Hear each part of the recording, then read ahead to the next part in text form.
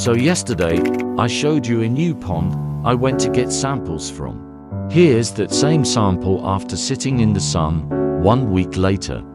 It smelled so bad. Let's get a sample. Looks to be paramecium cells. I ordered some polarized film and it came in today. They will allow me to see structures that would be otherwise invisible.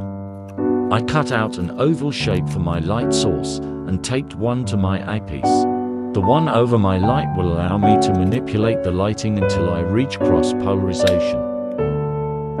It was very dark at first, but I eventually got the film in the correct positioning. It turned blue. The glowing specks you see inside the cells are different crystals. They're supposedly connected to the cell's metabolism and may even be a byproduct of it. The reason it's sparkling is due to the birefringment properties of the crystals. Under 600x magnification, the birefringment luminescence is very visible.